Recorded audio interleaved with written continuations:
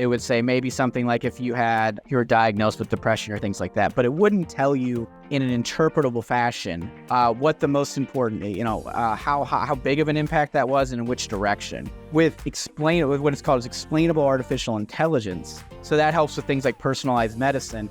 We can look at each individual and their prediction for an ED visit and see what's driving that individual. Because for someone, for one person, it might be their mental health diagnosis. For other people, it might be the cholesterol. Everyone's going to be different. So we can look at it at different levels and get that personalized approach. Just because I have access to a data source doesn't mean that I should be analyzing it. One, from security purposes, because there may be data that I shouldn't be accessing for whatever reason. And two, sometimes people, it's their data, so they don't like you messing around with it. Now with Gen AI, it's still really, really, really expensive to train your own model. I think at some point we'll get it down to cheaper, but at least for the standard kind of tabular data right now, you can kind of scale those up and down, and that really helps. Hello, health innovators. Welcome to another exciting episode of Health Tech Innovation 2024-25. I am your host, Arvind Sarin, and today we have a true trailblazer in the field of health tech with us. Meet Dr. Matthew Hanauer, a PhD holder in data science and over 10 years of experience in predictive modeling, NLP, and AI. His impactful journey, starting with overnight shifts at the youth shelter, led to a master's in public affairs and a PhD in research methods from Indiana University, Bloomington. As a senior data analyst at MediAnalytics and CEO of Hanauer Consulting, Matthew influences cutting-edge healthcare analytics. Beyond his roles, Dr. Hanauer boasts over 10 publications and 25 conference presentations on advanced analytics. Additionally, he mentors at Chegg and provides advisory support at Contemporary Technology University. Join us for a journey into the next frontier of health tech with the brilliant Dr. Matthew Hanauer. Welcome, Dr. Matthew, and thank you for being here. I really appreciate it. It's a very nice intro. Excited to talk about all the amazing things that are happening. I mean, things are just changing so fast. It's really absolutely just blown the field up, and I think mostly in a good way. But I'm happy to talk about some of the things that I think are going in the right direction, and maybe some of the things I'd like to see go differently. I love it. That's exactly what we're here for. And this is fantastic. Why don't we begin with getting a high-level overview of your company, MediAnalytics, and how is it driving innovation in the health tech industry? Yeah. So I'm newer at MediAnalytics, so I'm going to give a little bit broader overview. But one of the reasons I was excited to join Medi is Medi is kind of the shorthand that we use internally. MediAnalytics is it solves a problem that I think we, particularly in data science, we don't like to look over, we don't like to address because it's not quite as sexy. They do a really good job at being able to take in lots of different data and to be able to clean it up and produce it in a way that's analyzable. So at several of the last couple companies I've been at, data science has really struggled because companies can't decide, which data, where's it coming from, what does the data mean? Particularly let me give you an example. I had a variable in a data set. It was called active. And I worked at a company where we had a term active meant the patient was with us currently. It was a 1 and it had a 1 or a 0. So it's fair to assume that if it's a 1, the patient was active. I found out 6 months later that assumption was wrong and that variable actually didn't mean anything. So these sorts of things, these problems where people don't understand what the data means and they can't agree on, even if they do understand what it means, they can't agree on what the KPIs are. What are the key performance indicators? This is what Medi does at its core. It's been doing it for 30 years. It does an amazing job at taking your claims data, your EHR data, bringing it in. It has already predefined KPIs for you. Obviously, you can get things customized, but it does all that cleaning, all that analyzing for you, and puts it into these custom built-in dashboards that give you the tools that you need.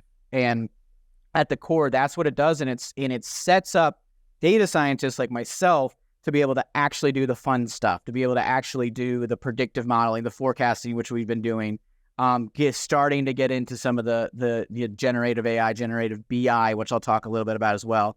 But at their core, they're really amazing at taking your data and turning it into something that you can actually take action on and understand what it actually means. Wow. No, that's fantastic. So essentially, it's a service that you provide to any of the healthcare providers that you say, give us all your data and we'll make sure that it's properly tagged and organized in the right relationships, and just cleanse that data, and also give them the data back in a platform that allows them to slice and dice and make sense and come up with some questions and run some scenarios. So that is your platform as well. Yep. We do have the platform where, not just the data cleaning, but it also does we have the, it's like Tableau sort of thing. We have the canned kind of reports, KPIs for all the different, we do a lot with claims data. So people bring our claims data, revenue cycle. We have canned reports for that so that folks can, like I said before, I've just seen companies just fall to their knees and not be able to get anything done because they can't agree on what this KPI is, or they can't figure out how to clean it correctly so that we can all interpret it the same way. And that's where Medi Analytics does an amazing job. And again, you can't do data science unless you understand what the variables are. If I don't know what those variables are and that data is dirty, I can do data science, but it has no meaning. So what they do is they set data scientists up, set data science programs up for success. Got it. No, that sounds fantastic, and sounds like, something that could be a lot of fun. So for you, what motivates your passion for healthcare, and how does your work in predictive modeling, NLP, and AI contribute to addressing the industry challenges on a broader scale? Yeah. So healthcare started with, as you mentioned, I worked, when I was getting my master's, I worked the overnight shift at a youth shelter, and I got to work directly with, paid people that we would see in the healthcare system every day. They were, youth who basically didn't have anywhere else to go. So I would help them out at night and do things like that, and really had a passion for helping people with those kinds of areas. A lot of my expertise is, or experience is in mental behavioral health. I was working with a lot of that, and that's a lot of those kids had that kind of concerns. So I got a passion for healthcare and experience through that. And with statistics and AI, I wasn't really interested in stats at all. I wanted to run my own nonprofit. I had my first stats class. I had a professor tell me that I could predict the future with math, and I was like, why didn't someone tell me this in the 7th grade? I would have been so much more excited to do math. I could basically be a wizard in Oracle and try to predict things. So that was really cool. Now, obviously, there's all kinds of assumptions and issues with that. But, as someone wanting to become interested in analytics, the ability to predict the future is pretty cool. So that's kind of how I got interested in healthcare, and then got interested in kind of the statistics machine learning area. And then can't remember the last part of your question. Yeah, no, I was saying that, how does your work address sort of the industry challenges on a broader scale? Yeah. So let me talk to you about something my colleagues and I want to give credit to. My colleagues and I have been working on. I've been working on this at several different jobs. So we have a problem in healthcare, and so we want to be able to predict things accurately. We want to be able to in machine learning models do that really well. They're really good at predicting things. What they're bad at is explaining why this prediction is the way it is. And if I'm in the stock market and I'm just trying to predict whether or not I'm going to make money, I don't care how this is working. I don't care how this model works. I just care that I'm making money. In healthcare, we care about why the models are doing what they're doing. What factors are contributing to that? That is just as important as the accuracy of the model. And so up until a couple years ago, this was really, really difficult. We had things like feature importance that could say which features had the most impact on, let's say, emergency visits. It would say maybe something like if you had, you were diagnosed with depression or things like that, but it wouldn't tell you in an interpretable fashion what the most important, how big of an impact that was and in which direction. With what it's called is explainable artificial intelligence, what that's able to do is tell you the impact and the direction. And it can not only tell you that at the aggregate level, but what's really cool is it can tell you that at the individual level. So that helps with things like personalized medicine. So we can look at each individual and their prediction for an ED visit and see what's driving that individual. Because for someone, for one person, it might be their mental health diagnosis. For other people, it might be the cholesterol. That might be what's driving them. Everyone's going to be different. So we can look at it at different levels and get that personalized approach. And I think that's something that I haven't seen as much. A couple companies are doing it. We're one of them that are starting to do this. But I haven't seen a lot of it. And I think it's something that, like I said, my colleagues and I, and we've been really trying to push because we get so much value from this ability now to not just predict things accurately, but to explain them. I love it. I absolutely. No, that's fantastic. And thank you for sharing what, drove you and, why you do what you do. And of course, how that is helping in overcoming some of the challenges in the healthcare industry. And the way you describe it is also, makes lots of sense because I think specifically in healthcare, it needs to be explained, how that decision is coming up and, why a certain thing is the way. But by definition, in AI, it is not supposed to explain the logic or not have a formula, but just, give you that prediction. So it makes total sense. And I love that concept of explainable AI as well. I've never heard of it before, but I think I can see why in healthcare that could be something super important, for us to know. Now,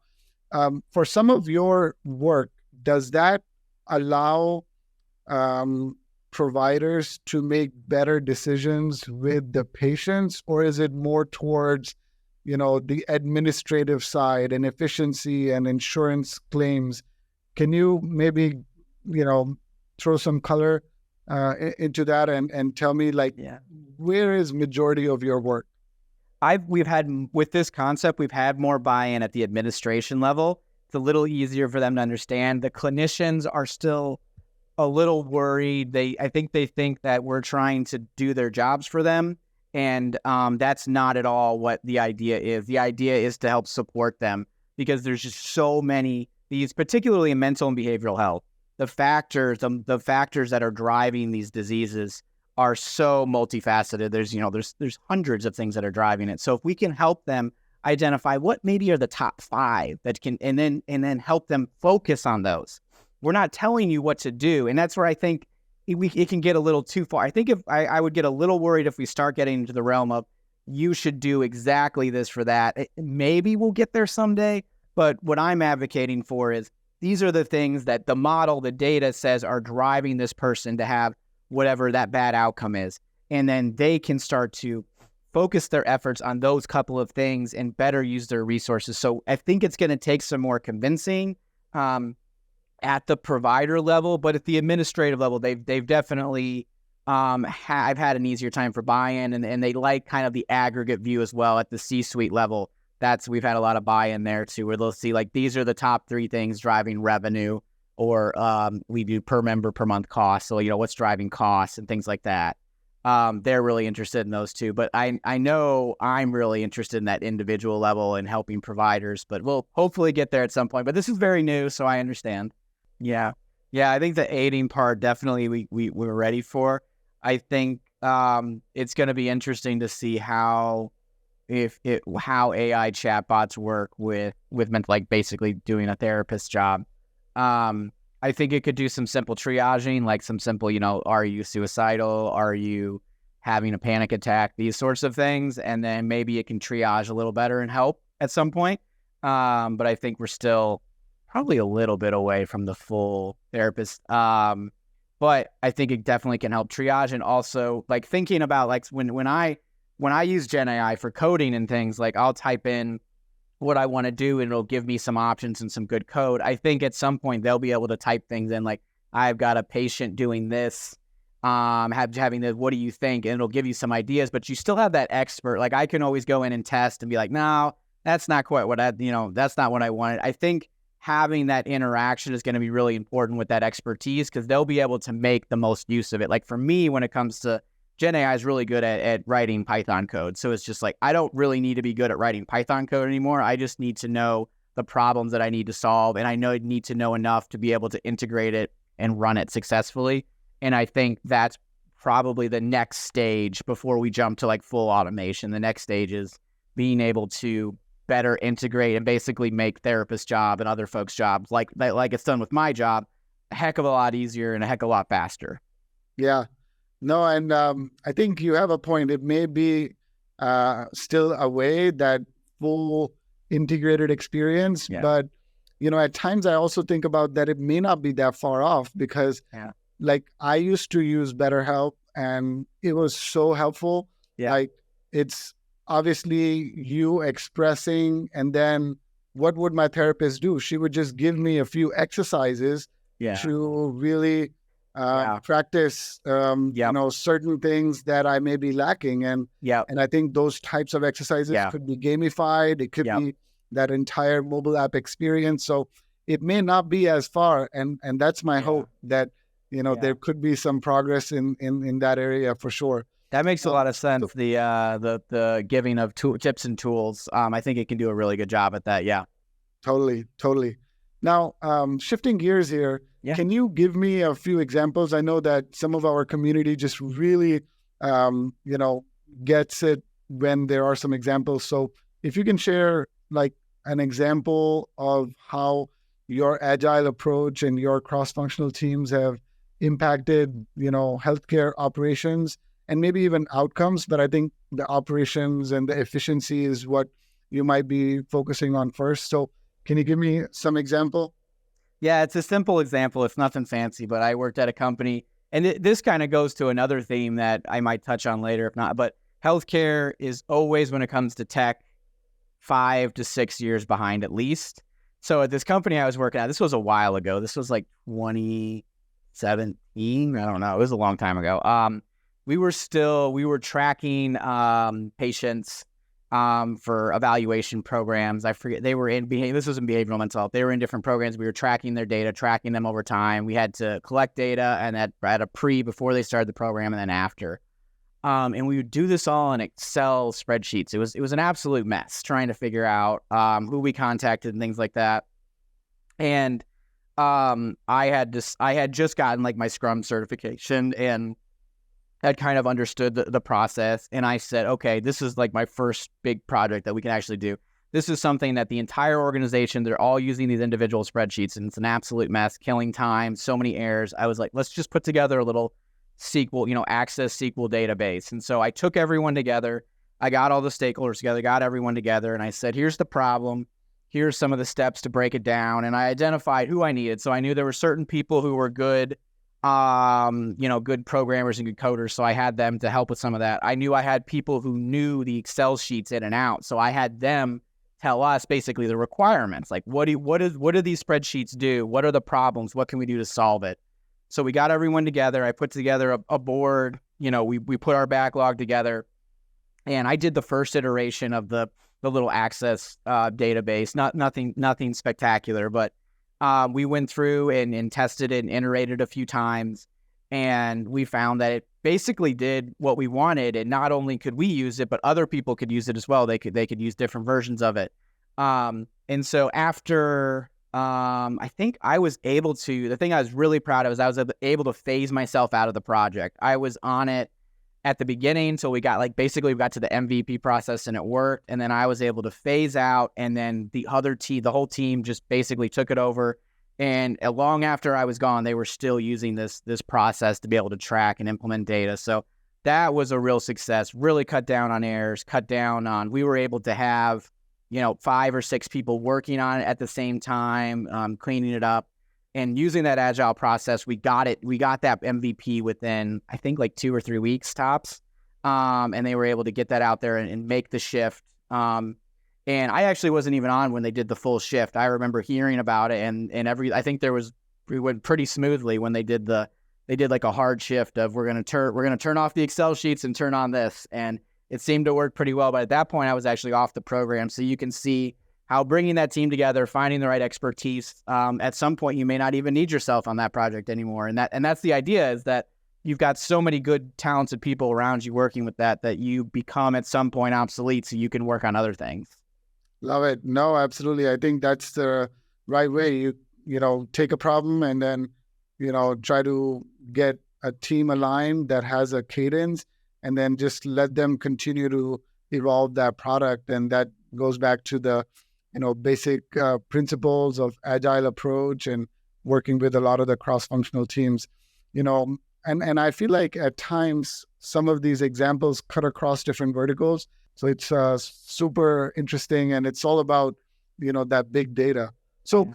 speaking of, in the age of big data, how are analytics and these advanced tools that have now become available transforming like healthcare decision making and patient outcomes? Yeah. I've talked a little bit about explainable AI, so that's one way. That's a big shift, and I think a big change that can happen. The other way that we've been really exploring, I've been looking at recently, is I think Amazon coined this term, Gen BI. So the idea is that you're able to upload a data set or take it from a data lake or wherever it is, and you can prompt it for a question. And ChatGPT, at least the 4 version, is able to do this. You can upload your data set, ask it a question. For example, if I have a healthcare data set and I want to know what's the average age by blood type, I don't know, any question, and give me a plot.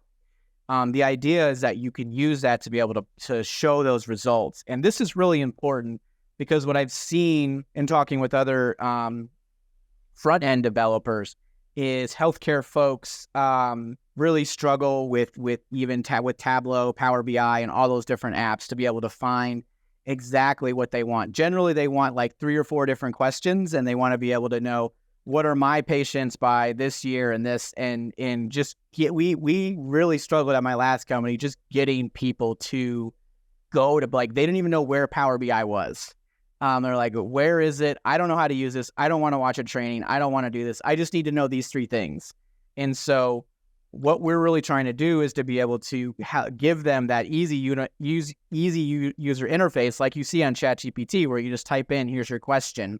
So we're building things that when we have demos now where you can it gives you like a sample of the day, like the first 5 rows, and you can see the columns. So you can go through and be like, oh, I want to ask this question or that question. And that's going to be helping bring in a lot more folks who are scared of data. And once they get the handle of that, maybe they'll be able to go over to some of the custom tables and the custom reports that have the more standardized questions and KPIs that the whole company's tracking. But this is a way for them to get their hands on the data, ask the questions they want in a safe way, in a way that's easy for them to interface. Now, I will say I haven't seen anyone doing this very well yet. Microsoft has a fancy video, AWS has a fancy video, and we're testing out their, I think it's called QuickSight Q or Topics. It's not there yet. It's not ready for production. It still struggles. There are some companies out there. We're talking with some of them, and we've built our own. But it's still, we're still a little bit of ways away from getting into where we want to feel comfortable. But I think that's a big shift for the healthcare field, at least that I'm in, the areas that I'm in with healthcare and analytics. Yeah, no, that sounds fantastic. So generative BI, I mean, that's amazing. And I think the way that generative AI uses AI to, large language models to, reference the data that it's trained on and give you, something that's generative, that's, created. So in this scenario, you just pointed to a bunch of data and ask any questions about that data.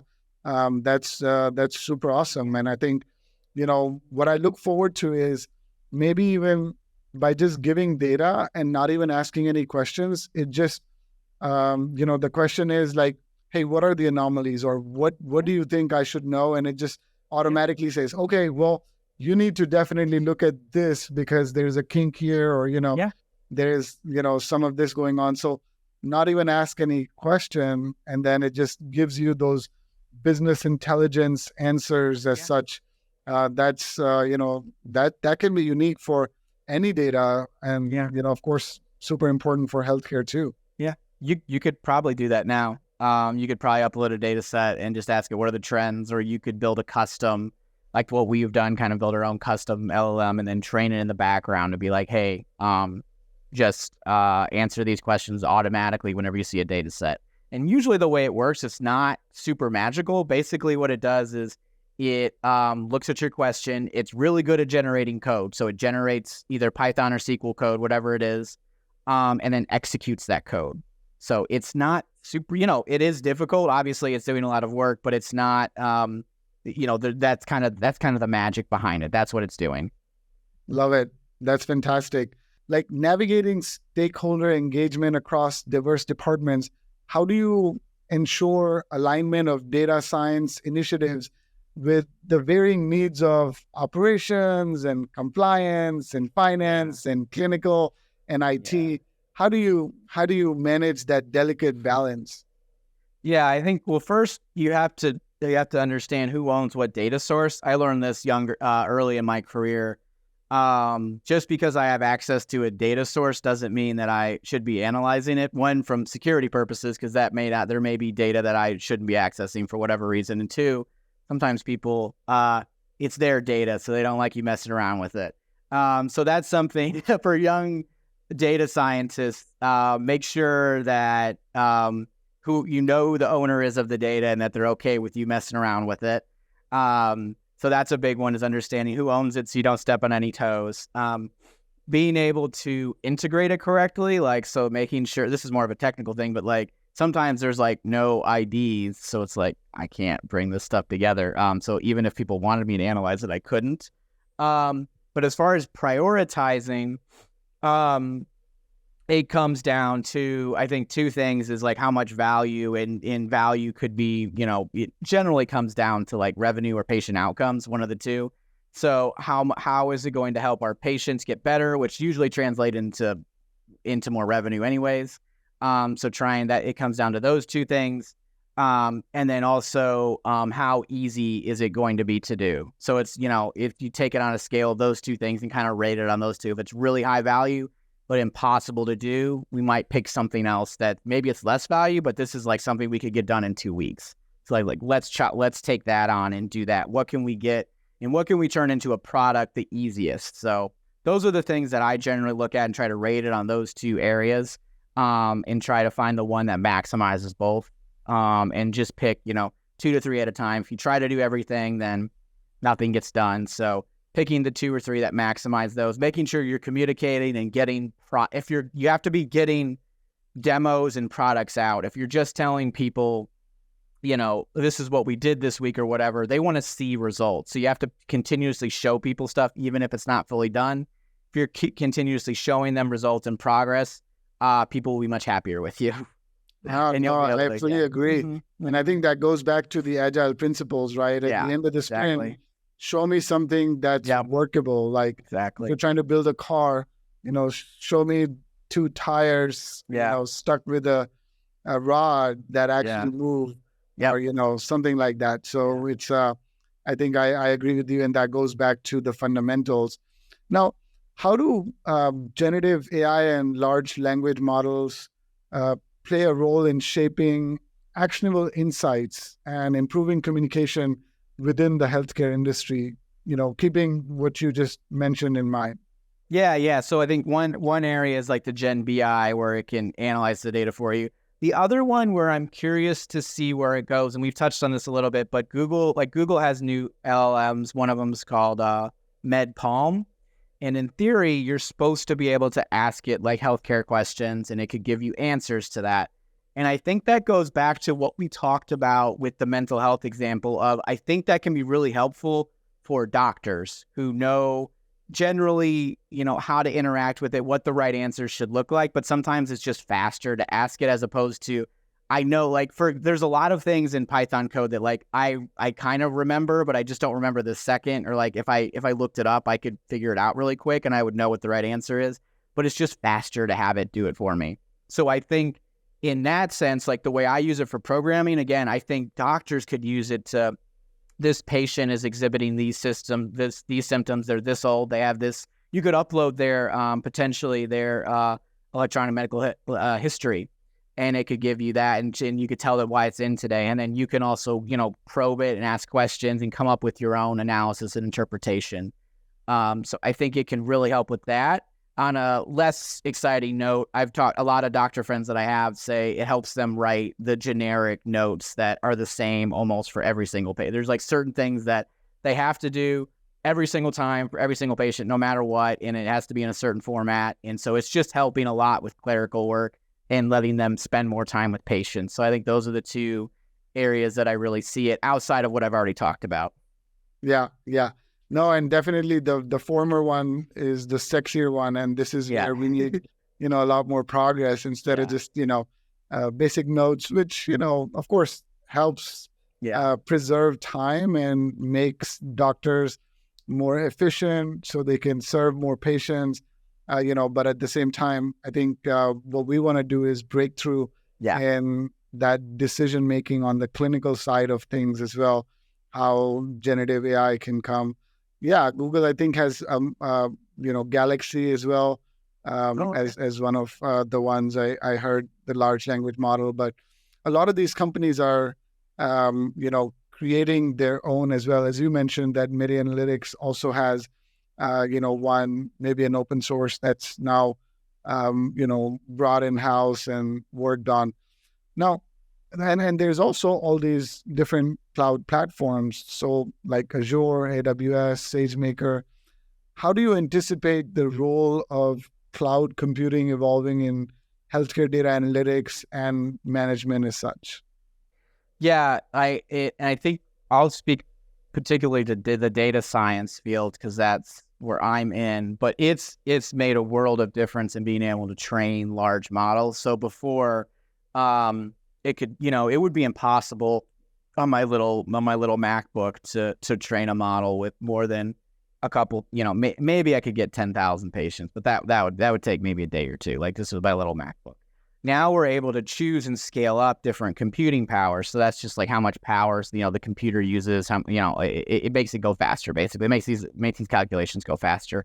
So now, if we want to analyze 10 million patients, we can do it in 10 minutes. Now, it's going to cost a fair amount, but we can do it. So we have the ability to be able to scale up and down these resources to be able to train these large models. Now, with Gen AI, it's still really, really, really expensive to train your own model. I think at some point we'll get it down to cheaper, but at least for the standard kind of tabular data right now, you can kind of scale those up and down, and that really helps. I think it's also helping being able to have the same infrastructure as opposed to having different. So like for people who are coming and going in different jobs or moving throughout different healthcare fields, like you basically have AWS, Google, and Azure. So it's much easier to be able to, if I've used AWS before, to switch over to another AWS company, and it makes it a lot easier because it's kind of the same system, same setup. So that's been really helpful. I will say that the data science, there are still a lot of kinks to work out. So I've worked with Azure and AWS, and there are still a lot of issues because those are some of their newer platforms and newer areas that things like if I want to create a Docker file, it's really difficult. It's really messy. And I want to be able to do that to create a virtual environment so that basically what I want to do is I want to be able to create a secure and a unique environment that I can install different packages and versions, because sometimes different packages, different versions collide and they don't work. So it's a mess. So being able to do some of the things that good programming practices are still not quite there yet. So I think that's something that they still need to work on, and working out some of those areas where we can do all the things that we're used to doing on our local computers within the cloud. And I know there's still also security concerns. That's not an expert area of mine, but I know that's something that with healthcare data, like it's always something in the back of our mind of, how much data we're using, what kind of data, is it PHI? And it's nice to have it in the cloud, but then that also exposes it as well. Whereas if it's on my local computer, it's harder to hack into. So yeah. No, absolutely. And I think that's a challenge in healthcare. Of course, the data needs to be secured, but I feel like that over a number of years, I've seen that the confidence being built across various industries, because even outside of healthcare, people are very possessive at times about their data. And I remember when CIA, I think, or FBI, I forget which one of these two, but took AWS. They were like, oh, if CIA can trust AWS, then surely, we can as well, like with our data too. But I think it's specifically, a bigger deal for healthcare, and the way that it's evolving in the last few years, and the new machines with the new cards from NVIDIA, it's just mind-boggling. Like, and the rate at which it is changing, definitely seems like it's making it possible for us to run more and more complicated, complex compute type problems to be solved. So really looking forward to that. Well, good.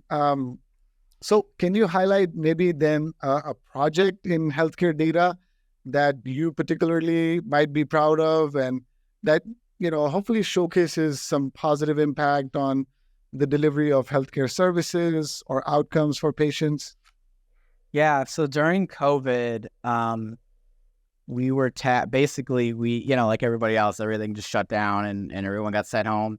And I was working at a behavioral mental health organization, and they wanted to be able to, they wanted to make sure, because everything was telemed now, they wanted to evaluate whether or not we were providing at least as good of care before the pandemic. It's fine if it's not better, like, because no one was ready for this. So it's like, we just want to make sure patients aren't getting worse. We wish they would get better, but this is just the way it is, and we just want to make sure everyone's doing okay. So we were able to pretty quickly get access to EHR data, and particularly what are called PHQ-9 scores. So those are basically patient questionnaires, and next time you go to your primary care visit, you'll probably be asked these questions. It's the depression screener, because now I believe it's pretty standard with everyone doing that. 9 questions asked about that. So we wanted to see pre and post COVID, because this was or pre-COVID and then during COVID, were those PHQ-9 scores any different, while controlling for a lot of different factors. So obviously we couldn't do a randomized controlled trial because COVID happened and we couldn't separate people. Everyone was automatically in telemed. But we did have a natural experiment, because, it stopped pretty quickly. Everyone started doing telemed pretty quickly. So we were able to take that pre and post really close to the, before the pandemic and after, and control for things like age, gender, income, and a couple of other factors, and use some techniques one of them's called inverse probability weighting. But basically what that does is it helps you to be able to account and weight for those differences, because, there might have been, more younger or older people coming in before than after. So we wanted to basically help even the data out for the factors that we had data on. Now, there were factors we didn't have data on, we couldn't control for those, and that's just something we had to live with. And we used particular technique with the Bayesian analysis, and what we were able to do was to be able to say with 95% confidence that these two PHQ-9 scores weren't different. And so we were able to do that pretty quickly, and we were able to look at it and look at that over time, look at that over some time, and be able to say there was no statistically significant difference. These two were basically the same, and they were basically the same. So we were able to say at the end of the day that patients before COVID and during COVID, their PHQ-9 scores weren't significantly different, and that was really big, because now that company has stuck with telemed. I know a lot of companies are kind of going back and shifting, but they have now been able to go forward and continue telemed for those who want to do it. Now we don't want to do full telemed there, because they do have a lot of patients who are very low income, may not have access to the tools that they need, but they wanted to continue to expand that program for patients who were really interested in doing that. So that made a huge operational decision and helped them out with that. So, yeah. Okay. Well, wow. Thank you for sharing that. No, that's fantastic. I think, these are the kinds of projects and the impact that, helps us to find that meaning and continue to make progress and grow as an individual as well. So thank you for sharing that. That's super helpful. Now, can you explain the significance of causal inference in deriving meaningful insights from healthcare data? And are there any specific challenges you encounter in its application? Yeah. So the project that I was talking about was a little bit ago, was one application of it. And so a lot of the problems you're going to find are, we're not pharmaceutical. Well, some of us are in healthcare pharmaceutical. For those of us who aren't in pharmaceuticals, we're not running clinical trials. They're really expensive. They take a long time. And so we're generally trying to make decisions a little faster with a little bit more window of error. And so we can use causal inference. Sometimes they're called quasi-experimental designs. Basically, it's when we don't have a control group. We didn't randomly assign people. So what do we want to do? Basically, we want to account and try to control for everything that we know. So anything we have data on. So there's different methods. So the method I used before was I used kind of a regular statistical model, linear regression. And what we're doing now is we're using machine learning to be able to run those same models. But with machine learning, we're now able to include not just a handful of variables, because in the other model, maybe you can include gender, age, income, and maybe 4 or 5 other ones before the model starts to break down.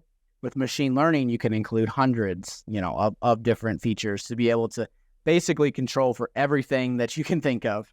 And so that's the kind of models that we're using now. So we're getting much, much better estimates of what those differences are, because we're able to control for so many more things and able to include a lot more data.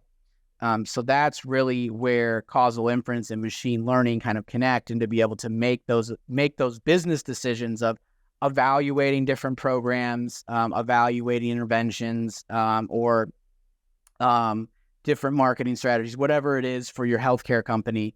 You can start to evaluate those without necessarily running a clinical, randomized trial, and get some insights onto whether or not whatever it is you're trying to do has the impact you hope for. Got it. Looks like it's pretty significant then, in the industry. Very good.